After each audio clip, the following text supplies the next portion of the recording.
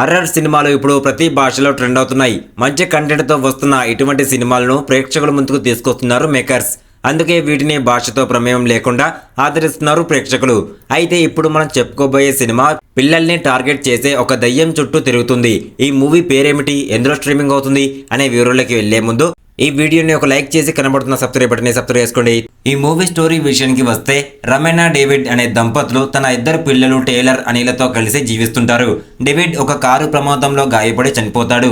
ఆ తర్వాత రమేనా తన ఇద్దరు పిల్లలతో ఒక ఫామ్ హౌస్ లో నివసిస్తుంది.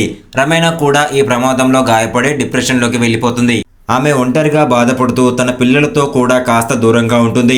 ఒకరోజు నల్లటి వస్త్రాలు ధరించిన ఒక మహిళ వారి ఇంటి ముందు యార్డులో కనిపిస్తుంది. ఇవాల్టి రోజు అని భయంకరంగా అరుస్తూ ఉంటుంది. ఈ మహిళ ఎవరో, ఆమె ఉద్దేశం ఏమిటో ఎవరికీ తెలియదు. రమేనా తన పిల్లలను ఆమె నుండి దూరంగా ఉంచడానికి ప్రయత్నిస్తుంది. ఎందుకంటే అది పిల్లల్ని తినేస్తాను అని భయపెడుతుంది. రమేనా దానికి దూరంగా ఉండమని పిల్లలకి ధైర్యం చెప్తుంది. కానీ టేలర్ ఆమె తల్లి మాటలను వినకుండా ఆ మహిళని ఎదిరించాలని అనుకుంటాడు. ఈ విషయం తెలుసుకున్న రమేనా అతనిపై బాగా కోప్పడుతుంది. రమేనా తన పిల్లలను సురక్షితమైన పొరుగు ఫామ్కు పంపి ఈ వింత ఆకారాన్ని ఎదుర్కొంటుంది.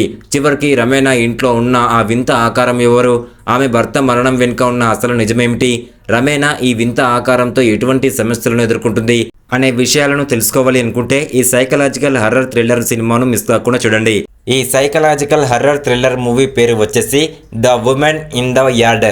ఈ మూవీ అనేది అమెజాన్ ప్రైమ్ వీడియోలో స్ట్రీమింగ్ అవుతుంది. ఇంతకు ముందే ఈ మూవీని కనుక మీరు చూసినట్లయితే కామెంట్ రూపంలో కామెంట్ చేయండి.